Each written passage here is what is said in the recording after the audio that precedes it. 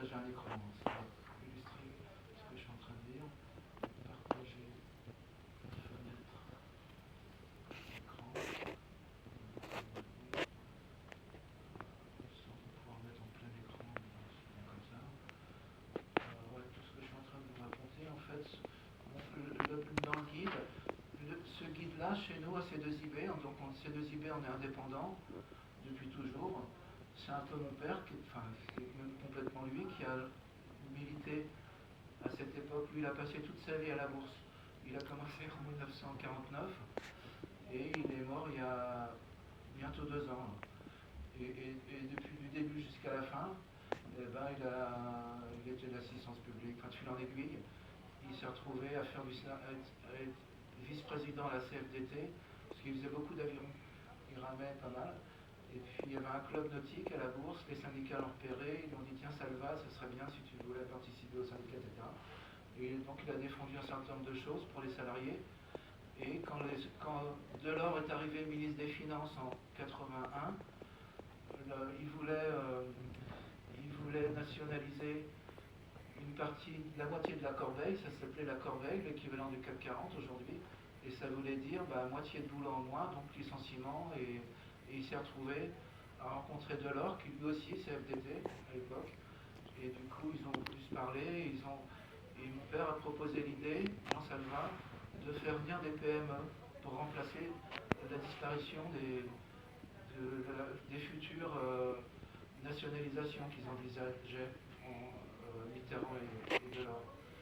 Et du coup, 18 mois plus tard, a été créé le second marché en février 83.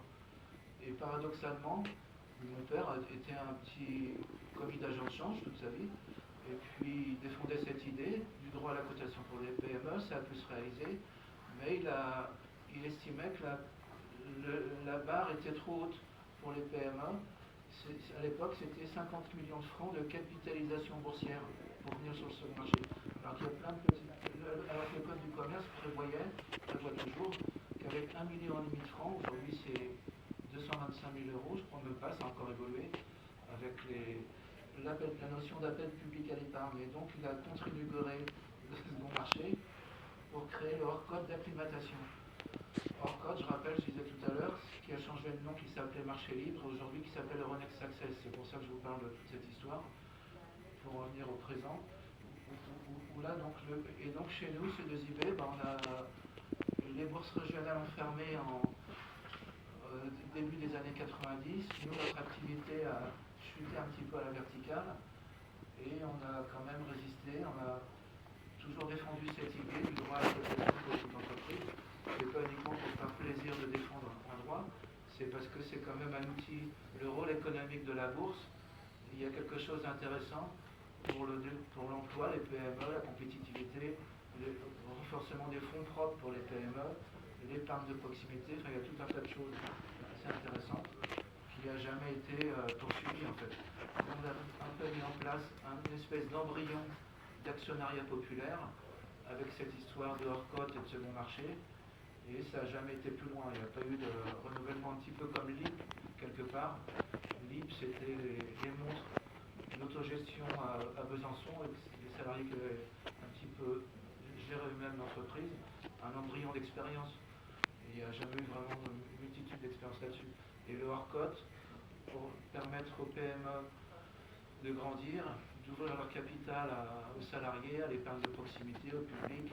Aujourd'hui, même avec l'informatique et Internet, on aurait pu penser que ça allait se généraliser. C'est le contraire, c'est réduire un peu de chagrin. Aujourd'hui, il y a les fonds d'investissement qui ont pris le dessus, qui ont absorbé les banques, les banques ont absorbé les agents de change pour créer des fonds d'investissement, et c'est beaucoup plus rentable pour eux, donc ils ne vont pas se casser la tête à développer à nouveau quelque chose qui est moins rentable.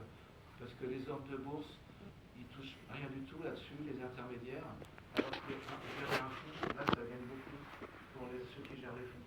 Donc pour faute de rentabilité, c'est une des raisons pour laquelle la deuxième page du guide, on indique les chiffres clés, et dans ces chiffres clés, les personnes qui sont là l'ont sur papier.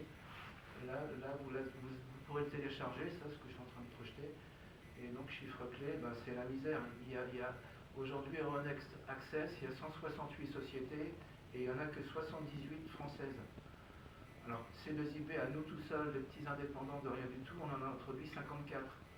Voilà, toute la communauté financière, l'établissement bancaire et autres, on peut dire que le bilan il est un petit peu ridicule. Donc ça c'est la situation actuelle. Et on constate qu'il y a des sorties, je reviens sur l'éditorial, un instant, donc on raconte notre vie, la mobilité, les PME, l'écologie. C2IP a introduit quand même, nous des moins que rien, on a quand même fait venir Clarins.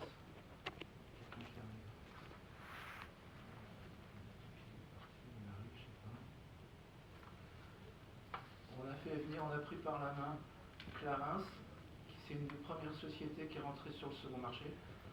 On n'était rien du tout. C2IB, ça s'appelait CIB au tout début des années 80. Ça voulait dire Centre d'information boursière. Bon, on a changé le nom, on a rajouté un I. Et Clarins, Unico, Zodiac, c'est les trois premières qui sont rentrées sur le second marché. C'est mon père qui avait été les démarcher, ces entreprises. Voilà, c'était des PME. Clarins a grandi. Zodiac qui a été repris, enfin ils ont toutes été reprises dans la suite. Et c'était des PME ordinaires qui nous disaient mais non, c'est pas possible, on est trop petits, on ne peut pas utiliser la bourse, etc. Sistran, ça on les a rentrés sur leur cote. Deltador pareil. Sistran, c'est eux. Là, quand on utilise Google Translate, c'est Sistran d'origine, technologie qu'ils ont racheté aux Russes, aux Américains, je ne sais plus à l'époque. C'était une petite PME en banlieue parisienne. En fait, c'est Gachot. On a introduit une société qui s'appelait Gachot. Là, il y a eu tout un micmac encore. Transformation dette en action, les créanciers pleuraient. Puis finalement, la société s'en est sortie, les actions ont pris de la valeur, ils étaient contents.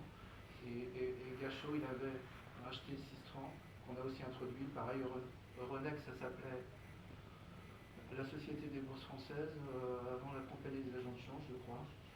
Et vous ne voulez pas en entendre parler de Sistran, non, c'est pas possible, c'est trop risqué, etc. On l'a introduit quand même, parce qu'il y a un droit à la cotation sur leur cote, c'est ça qui est intéressant. On va en revenir tout à l'heure. Enfin, bref, on a introduit Team, je crois, non, oui, c'est des on détient encore une dizaine d'actions Team. Ils faisaient des calculateurs de bord en banlieue parisienne, ça a été repris, ça a grandi. C'est Thales, un truc comme ça aujourd'hui qui a repris Team. Et les actionnaires sont bien contents. Il y a eu une offre de retrait il y a un an ou deux de Team. Et les actionnaires, je crois, multipliés par 50. Ceux qui avaient souscrit au départ, ils ont au moins multiplié par 50. Moi, je ne voulais pas les vendre, les livres qui nous restent, je les garde, parce que ça peut valoir encore plus. Après, chacun est libre, on les garder, regarder quand une autre retrait pleine, on introduit. Alors, pourquoi j'étais venu sur cette page? Les bourses régionales. Ah oui, il y a plus de retraits. Ici, là, actuellement, on observe plus de retraits que d'introduction. Pourquoi? Parce que les dirigeants ne savent pas utiliser la bourse. C'est bien d'être en bourse, là je suis content, je suis en bourse, mais après il faut s'en servir. Il faut déjà que le prix proposé des actions soit correct, équitable, attractif pour les particuliers, parce que là aussi on constate sur la page d'après que les prix d'introduction, rares sont ceux qui ont augmenté. Comment vous voulez attirer le public et même les PME, en leur faisant croire aux PME, plus ils vont vendre cher, plus ils vont être contents, moins ils vont être dilués. Ok, c'est pas complètement faux. Mais on n'attrape pas les mouches avec du vinaigre, il faut proposer des actions à un prix où il y a une carrière boursière, les prix vont monter, sinon ça ne sert à rien d'utiliser tout ça. Et donc aujourd'hui, ceux qui ont recopié ces deux idées pour faire des introductions, ils vendent cher le prix de l'introduction, c'est les intermédiaires, et ils caressent dans le sens du poil le dirigeant en lui disant il faut vendre cher, voilà, c'est toi qui as conspiré pour développer l'entreprise, il faut la valoriser cher. Grosse erreur, sont tous en train de commettre des erreurs en faisant comme ça. Mais c'est comme ça. Je vais repartir, changer de caméra, peut-être, on va peut-être 5 minutes. Ah bah non, j'étais dans je m'en mets à l'inverse, voilà. Comme ça. ce guide, donc on l'a fait, donc C2IB, il y a eu des péripéties en 40 ans, bien sûr, hein, comme un être humain, des fois on se casse une jambe, on sait tous comment on termine. Enfin bref, donc C2IB, il y a eu des hauts et des bas. Et donc depuis la fermeture des bourses régionales, eh ben, on a toujours milité, je vais carrément à la dernière page du guide, pour cette notion d'actionnariat populaire, avec une association qui s'appelle Love Money, qu'on avait créée il y a 40 ans aussi, et qu'on a créé une trentaine d'associations à travers la France, et pour aider un certain nombre de petites entreprises, bénévoles, tout ça, Love Money. Et il y en a malheureusement pas aucune, zéro, qui ont grandi. L'idée c'était de les faire basculer, leur enseigner les règles, la déontologie, l'ouverture du capital, document d'information, société par action, commissaire aux comptes, etc. Et en pensant qu'il y en a qui allaient grandir, mais rien du tout. Donc maintenant on ne s'intéresse plus, je suis désolé pour eux, elles, aux start-up et les jeunes entreprises, parce qu'ils sont tous plein de promesses, plein de bonnes intentions. Et après, quand c'est difficile, on dépose le bilan et les actionnaires ont tout perdu. Donc l'association Love Money aujourd'hui existe toujours. Il y a un code de déontologie qu'on propose d'ailleurs aux sociétés cotées sur Access. Alors je reviens sur le présent. Donc aujourd'hui, on constate que donc on avait fait ce guide. Donc C2IB a introduit 54 sociétés, mais depuis 10 ans, 15 ans, rien, zéro introduction. On a mis en place des bourses privées, comme peut-être évoqué tout à l'heure si ça intéresse quelqu'un, où là on accompagne quelques entreprises pour les acclimater à Access, on s'accroche, on y croit, hein, cette idée de la République à l'épargne, d'actionnariat populaire, et puis de l'économie française, hein, ils ont beau dire ce qu'ils veulent, les politiques, mais ils n'y connaissent rien de toute façon, un peu grand-chose à ce sujet. Et du coup, donc on avait fait un premier guide quand même, et c'est pour ça que je vais vous refaire celui-là, il y a 5 ans, en 2019, guide d'Euronext Access, qui venait de changer de nom un an avant. Il s'appelait le Marché Libre, et c'est chez nous quelqu'un qui s'appelle Arnaud Cyprien qui a fait ce guide, un analyste financier qui venait un peu tous les jours au bureau, puis ouais, Didier, je veux faire ce guide, bon, d'accord. Et puis là, il est décédé, Arnaud Cyprien. Donc je me suis dit un peu quelque part, c'est dommage que ces efforts soit disparaissent. Puis on a une étudiante cette année, au mois de Assas, Panthéon, je sais pas quoi, qui est venue. Et puis je lui ai dit, bah tiens, t'as qu'à t'occuper de refaire ce guide. Et donc elle a refait les fiches que vous verrez plus tard. Donc, il y a une fiche par société. Elle s'est occupée de ça. Son stage est terminé. Le guide n'était pas fini. Donc je me suis dit, bah, on va le finir quand même, ce guide. Et du coup, bah, j'ai regardé d'un peu plus près les statistiques. Donc sur les 78 sociétés françaises aujourd'hui sur Euronext Access, il y en a encore une ou deux, même trois je crois, au mois d'août, qui ont retiré. C'est vraiment la misère. Et elles retirent parce que les dirigeants sont accompagnés par personne, ils ne savent pas communiquer, ils payent leur tenue de registre du mouvement de titre et les yeux de la tête, bah, ça les dégoûte. Et donc il faut arriver à faire adapter ces messieurs, dames de la haute finance, dont C2IB fait partie, hein, bah, adapter nos honoraires à la taille des entreprises. Et quand elles vont grandir, on augmentera les honoraires. C'est pas compliqué. Donc là, j'ai regardé d'un peu plus près, et on constate que bah, le chiffre d'affaires moyen, 20 millions, il y en a 3 ou 4 qui font zéro chiffre d'affaires, une ou deux qui font de la recherche, et puis une ou deux qui ont en difficulté, peut-être qu'elles vont bientôt. Et là, dans le marché libre, sur Euronext Access, il y a des bonnes affaires à faire pour les particuliers, il faut fouiner. Il n'y a pas beaucoup d'informations, d'où un petit peu l'intérêt de ce guide. Donc, et la plus grosse, je crois que c'est Placopin Natre, qui fait 560 millions. Il y en a 29 qui font, qui font moins d'1 million, donc un tiers. 22 entre 1 et 5 millions de chiffre d'affaires, et 21 entre 5 et 100 millions, et 4 plus grosses. Il y a de tout, quoi. Il y a un peu de tout, et c'est ça qui est intéressant quand même, que ça existe toujours, cette possibilité à n'importe qui, n'importe quelle société, d'utiliser ce compartiment Euronext Access. Et donc il y a des centaines d'entreprises qui pourraient venir, mais Euronext fait, je ne veux dire aucun effort, je suis désolé pour eux. Ils font peut-être des cours pour faire venir des entreprises sur le compartiment au-dessus, parce que c'est plus rentable pour tout le monde, y compris pour eux. Sur Graus, on appelle ça, c'était le second marché du tout à l'heure, Euronext Graus, Par contre, sur Access, c'est idiot de ne pas faire des efforts pour fermer les entreprises. Alors, là, la moyenne de capitalisation boursière, le total, si on additionne toutes les capitalisations boursières des sociétés pour Access, ces chiffres ils viennent de chez nous d'avant-hier. Euronext n'a même pas ces statistiques. Alors, il faut utiliser ChatGPT et bricoler pour reconstituer ça, mais l'addition, il y a un tableau. Je vais peut-être vous ouvrir un tableau avec les détails de ces 2 milliards 800 millions, total de capitalisation boursière. Et donc si on divise ça par 78 ou 76, ça fait en moyenne 37 millions, mais une moyenne ça ne veut pas dire grand chose. Si vous mettez quelqu'un qui mesure 1 mètre et l'autre 2 mètres, on ne veut pas dire bah, tu mesures en moyenne 1,50 m, non. Toi tu mesures 1 mètre et toi tu mesures 2 mètres. Et là, la plus petite capitalisation boursière, c'est 100 000 euros, 114 000 euros. Et la plus grosse, toujours la peau plate, 750 millions. Donc, d'ailleurs, on aurait pu faire un... Le guide, là, il est téléchargeable, je vous donnerai le lien tout à l'heure.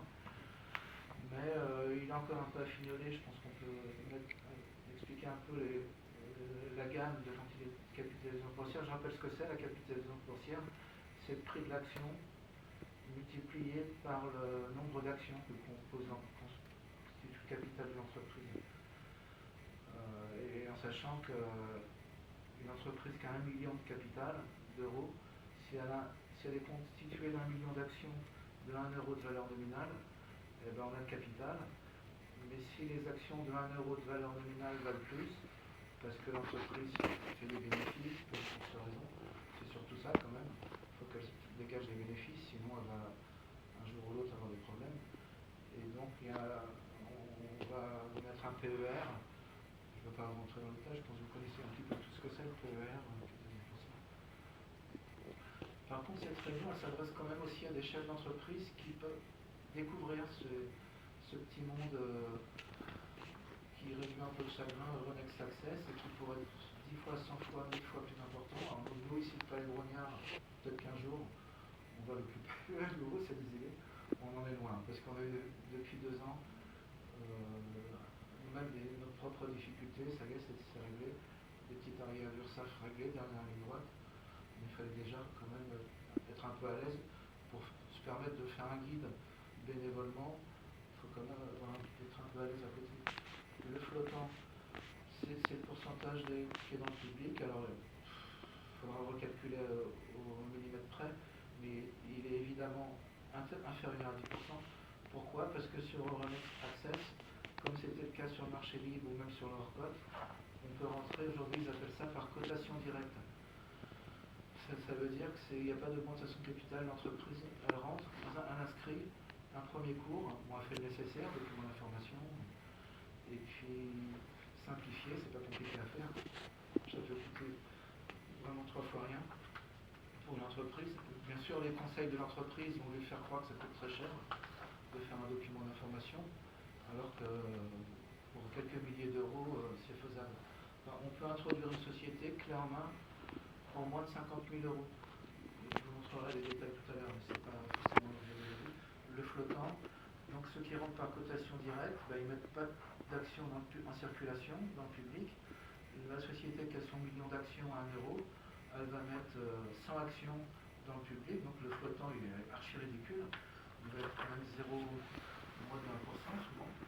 Et donc voilà, ils sont contents. L'introducteur a fait son boulot, il a introduit la société, et après débrouillez-vous. Donc l'entreprise a payé des frais d'introduction, elle se retrouve avec... Et s'il n'y a pas de flottant, il ne peut pas y avoir de liquidité. S'il n'y a pas de... La liquidité, elle est proportionnelle au flottant et au nombre d'actionnaires, évidemment. Et à la communication financière. Donc comme sur le Euronext Access, et comme c'était le cas sur le marché libre et déjà sur leur code, il n'y a pas de règle, quasiment. Enfin, il y a un règlement, bien sûr. Mais il n'y a pas d'obligation de quantité de flottant. C'est pour ça que c'est pas idiot, Euronext. Ils ont quand même créé Access Plus pour essayer de faire venir, enfin en théorie, sur papier, c'est pas idiot. Justement pour qu'il y ait au moins 2,5 millions d'euros, je crois, pour passer d'Access à Access Plus. Mais encore une fois, on vient sur 60... Un peu de chagrin, c'est 78 entreprises qui ne sont pas accompagnées, moi je pense à une qui me vient en tête, je ne sais pas s'il est là ou pas, Body One. Ils sont du côté d'Aubervilliers. Il nous a même confié l'accompagnement il paye 1 000 € par an. Et pour veiller au respect de ses obligations en tant que société cotée sur Access, ben ça va pas loin. Il faut qu'il mette sur son site une rubrique information actionnaire et qu'il mette les derniers états financiers. Voilà, c'est tout. La seule contrainte. Mais c'est pas avec ça qu'on va faire. Il faut qu'il y ait quand même de la communication. Et rien ne m'interdit de se comporter comme une société plus grande. Nous, c'est ce qu'on faisait, c'est les idées au tout début. Les 54 sociétés qu'on a fait venir sur leur cote, il n'y avait pas de règles, on leur imposait quand même, que ça leur plaise ou non, sinon ils allaient voir ailleurs, de faire des efforts de communication, consacrer un budget d'achat d'espace dans la presse financière, aujourd'hui avec Internet, les réseaux sociaux, etc. Et ça, c'est fondamental. Donc, on en vient au flottant. Donc, ce qui fait qu'il y a peu de liquidité d'échange. Les statistiques ne sont pas encore, je suis désolé. Moi, les sociétés qu'on accompagne, donc il y a celle-là, Body One, mais j'en veux pas. Moi, je veux lui dire qu'il garde ses 1 000 € parce qu'il ne fait même pas ce qu'on lui demande de faire. Et du coup, si on accompagne aussi quand même Finaxo Technologies, ils sont dans l'Aisne, soit du côté de Soissons. Ils sont dans la liste. D'ailleurs, Finaxo, sa fiche, elle n'est pas forcément actualisée. Donc je passe. Donc ce guide, donc il y a une fiche par société. Tiens, on va regarder Finaxo quand même. Moi, il y en a quelques-unes qui nous contactent un petit peu, des entreprises. Et là, il y a eu les robots en Bretagne, Octopus Technologies. Ils semblent motivés à faire des efforts, ils ont sorti une période difficile. Ben, c'est vrai que toutes ces entreprises, quelles qu'elles soient, il faut qu'elles communiquent, il n'y a pas de mystère. Communiquent. Et qu'elles fassent plus d'efforts, même si ce n'est pas naturel pour elles, qu'elles fassent des efforts. Et les robots en Bretagne, ils sont, je pense, déterminés à faire des efforts. Je viens comme sur Finaxo, l'édition Huissier, enfin il y a des vieilles sociétés, hein, celles-là, chez les FLC, ils font encore beaucoup de chiffre d'affaires. Donc là, on a repris sur ces fiches, tout bête, hein, on a repris des éléments sur le site de Ronext, un peu sur Boursorama. On a un petit peu fait quelques ratios, c'est notre étudiante, Lynn, qui a fait ça cet été. Finaxo. Donc lui Finaxo, si on regarde le cours, ça a super grimpé là. Dans son graphique, la ligne, il n'y a pas les dates maintenant, je reviens là-dessus. Mais ça, c'est les 2 dernières années. En fait, ils étaient Finaxo, comme Body One, comme Cape, comme les robots que je vous disais, Octopus. Ils sont passés par une période de redressement judiciaire, comme je vous disais tout à l'heure. Il y a des incidents dans la vie. On en sort pas, on se bat pour en sortir, on essaye, on fait semblant de ne pas pouvoir s'en sortir, et j'allais dire arnaque. On spolie les actionnaires, enfin il y a 1001 comportements possibles. Et donc ça c'est important de ne pas laisser tomber, enfin chacun est libre. Et donc Finaxo, lui, il n'a pas laissé tomber. Ils sont en redressement, ils sont en 3e année. Le chiffre d'affaires n'est pas énorme, ils font 2-3 millions de chiffre d'affaires. Ils vendent des produits pour les stations d'épuration, les bouches, des fils, des grilles qui vont filtrer l'eau dans les bouches, ce genre de choses. Et là, ils ont un produit innovant, en pyrogazéification. Et là, c'est le ticket de l'auto, un petit peu comme 630 tout à l'heure pour Gachot, je disais. Ça marche ou ça marche pas. Il ne faut pas que ça soit une danseuse quand même, leur ticket de l'auto, parce qu'ils ont tendance à être passionnés tous, donc normal. 630 qui faisait sa reminetterie industrielle, forcément c'est plus facilement la traduction automatique, il y a 40 ans ça. Moi je me souviens, il avait branché sur un Minitel attendez, je regarde si ça marche bien mon portable. L'écran. Ouais, ça va aller. Je vais revenir ici pour changer un peu le paysage. Ouais, donc le 630, il était passionné au détriment de Gachot. Et là, ça aurait pu être pareil, c'est ce qui lui est arrivé à M. Collignon. Finaxo, de trop s'intéresser à ce système de pyrogazéification, ils brûlent le bout pour faire de l'énergie, etc. Et ça l'a amené à avoir des difficultés. Là, je pense que ça lui a servi de leçon quand même. Et du coup, il continue autrement. Il continue de se consacrer à l'activité d'origine Finaxo. Et ça devient rentable, c'est équilibré. Ils font des... J'espère que c'est toujours partagé, l'écran. Ils font des fichiers, résultat, plus 2023, plus 285 000. Enfin, ils ont fait, je crois, un peu mieux en 2024. Donc, eux, j'en parle parce que je le connais un peu. Après, ce guide, donc, il y a une fiche par société. Qu'est-ce que je peux vous dire tellement plus? J'ai fait un petit tour de piste pour présenter. J'essaie de suivre l'ordre du jour. On parlait de chiffres clés, le guide, pourquoi le guide, d'où ça vient. À la dernière page, on a des partenaires. Euronext, quand je leur ai demandé s'ils voulaient venir aujourd'hui, tout ce qu'ils ont trouvé à me dire, c'est mettez pas notre logo sur le guide. Bravo. Lui, qu'est-ce qu'il a? Bon, lui, il s'appelle Raphaël Prunier. Il a une petite structure, c'est le meilleur aujourd'hui, spécialiste d'Access. Il est en Bretagne, il a un site internet qui s'appelle marchélibre.com. Moi, je connaissais le meilleur spécialiste avant Raphaël Prunier, il s'appelait Maurice Ballès. C'est le gars qui cotait le responsable du groupe Orcote. Il connaissait tout sur Bourgeois. Moi, je vous ai parlé d'un échantillon de Finaxo, mais lui, il connaissait tout par cœur. Et Raphaël Prunier, pareil.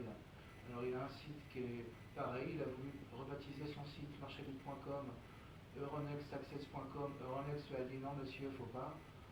Là, il veut bien qu'il ne faut pas, mais qu'il fasse un effort pour aider des démarches comme Raphaël Prunier, comme celui d'eBay, comme Love Money, ou même comme Aptus News. Aptus News, c'est payant ce qu'il fait. C'est payé un peu cher ce qu'il fait quand même, Aptus News. Mais bon, c'est utile quand même. Et puis Stock Future, c'est quelqu'un qui s'appelle Aptus News, il s'appelle Emmanuel Coudurier. C'est un flux en fait. Aujourd'hui, pour communiquer, les entreprises, pour être réputées dans les règles, que ce soit sur Access, même sur Browse ou ailleurs, il faut qu'elles diffusent de l'information sur leur site. Je vous disais tout à l'heure, le bilan. En fait, il faut un peu plus que le bilan. Mais quand on regarde les sites, là j'ai déjà vu les sites les uns après les autres des 78 sociétés. Il y en a, c'est impeccable. Il y en a d'autres, il y a un bug, ça ne marche pas, on ne peut pas télécharger. Vraiment, pas beaucoup de monter. Et donc, pour être réputé, si jamais il y a de l'information réglementée, je sais pas, un contrat qui tombe, enfin, pour éviter les délits d'initiés, une information privilégiée, on peut diffuser sur un flux, on appelle ça. Aptus News, il gère ses flux, et donc sur son site, il y a une quinzaine ou peut-être une vingtaine de sociétés d'Access qui communiquent à travers son flux, comme ça elles sont réputées être dans les règles des sociétés. Elles ne sont pas obligées de mettre ça sur leur site, elles le font quand même. Donc Aptus News qui joue un peu le jeu. Stock Future, donc Emmanuel Garin, lui c'est pareil, un passionné du mécanisme de la bourse, pas que pour les gros trucs crypto et compagnie, mais pour les PME aussi, toujours un peu passionné. Donc voilà, j'ai fait un petit tour de piste pour présenter le guide. Je reviens un poil avant de vous donner la parole. J'espère que les questions, parce que je suis parti un petit peu tout seul. Tas de matière, bon, édito, on a vu, chiffres clés, on a jeté un petit coup d'œil là-dessus. Maintenant, peut-être j'arrête le partage et il y a peut-être quelques questions. Je ne sais pas parmi les personnes qui sont à distance, si vous y êtes toujours, je regarde. Oui, il y a toujours 5-6 personnes connectées. Je ne sais pas si... Ah, la caméra a été coupée, je suis désolé. Et moi, je peux continuer de parler, mais je préférerais qu'il y ait quand même des questions compliquées, pas compliquées, simples, des critiques, des suggestions. Sur la démarche. Je pense que c'est un peu le sens de ce que vous avez exposé, mais un aspect très important pour toute société, et a fortiori pour des sociétés qui sont moins connues que, j'ai envie de dire, les cadors de la cote, c'est vraiment l'information. L'information n'est pas seulement une fois par an lors de l'établissement des comptes, parce que ça c'est bien, mais effectivement, ne serait-ce qu'une idée du chiffre d'affaires semestriel, voire trimestriel, je pense que avec les outils informatiques dont on dispose maintenant, même des comptables, si c'est des petites sociétés qui externalisent auprès d'experts comptables, c'est des données pas très difficiles, en précisant bien le cas échéant, et je pense que c'est le cas pour ce type de société, que ce sont des chiffres non audités, mais je pense que c'est quelque chose qui est vraiment essentiel, mais de toute manière c'est au cœur de tout ce qui est la problématique de la bourse, c'est la transparence financière vis-à-vis des investisseurs, parce qu'encore une fois, ça reste, même s'ils sont minoritaires, les investisseurs, c'est leur argent et c'est bien normal qu'il veuille y avoir un petit peu d'informations pour savoir je reste, j'augmente ou je pars. Voilà, et ça reste, je pense, et c'est un peu le sens j'ai l'impression de votre expérience, c'est que ça marche bien auprès de certaines sociétés, et il y en a d'autres qui pourtant font le choix, à ce que je comprends, et qui est courageux et avec un certain nombre de contraintes, mais qui ne vont pas jusqu'au bout, et c'est étonnant parce que, encore une fois, avec les moyens Internet, me semble-t-il, avant il y avait la question d'acheter des encarts, et là ça coûtait de l'argent, mais il me semble que sur Internet, maintenant, c'est vraiment pas très coûteux de faire un petit communiqué sur on a remporté tel contrat ou de telle société, la société c'est un contrat estimé à machin, sans dévoiler des informations confidentielles, mais puis encore une fois, voilà, c'est un élément, je pense, très important pour attirer un peu les gens vers la bourse en général, parce que les Français, je pense, même les grosses cotes, même LVMH, même Vinci, voilà, finalement, je serais curieux de connaître le pourcentage de Français qui détiennent des actions, donc ne parlons pas de Alternex, mais même d'actions du CAC 40. Ça reste un vrai sujet, mais il faut un peu, entre guillemets, dédramatiser et aussi communiquer. C'est essentiel. Après, c'est vrai qu'aujourd'hui, les technologies de communication, comme vous disiez, autant il y a 20-30 ans, il fallait acheter des espaces dans investir, voilà, le particulier, tout ça. etc. Ça coûtait des sous, donc ça pouvait dissuader. Les chefs d'entreprise d'aujourd'hui, il n'y a pas tellement d'excuses. Et vous avez un peu d'actions de société cotée sur Access ou pas du tout? J'ai regardé la liste, si je comprends bien, sur la présentation fiche des sociétés cotées. Je pense que c'est des sociétés françaises sur Euronext grosses, et j'en ai repéré une que je détiens quelques actions. Je ne sais pas si c'est vous qui avez participé à la production, on pourra en parler ultérieurement. Constructeur du bois. Et d'autres sociétés que je connais de nom, et parfois dont je connais la marque, parce que certaines, Smalto par exemple, c'est une marque un peu connue, enfin, et dont j'ignorais effectivement que totalement, et pourtant je m'intéresse un petit peu à la bourse sans être un professionnel, j'ignorais tout à fait qu'elles étaient cotées. Mais c'est vrai qu'il y a toujours une Audio, je connais, mais je ne savais pas je suis très surpris de voir qu'apparemment ils ont mis voilà. Si vous partagez. Alors carrément, j'ai perdu la connexion. Au début de l'âge. Vous n'avez pas peur? Ils sont toujours là? Ils sont partis? Comme à 10 heures, j'ai éjecté tout le monde. Ah, bonne chance.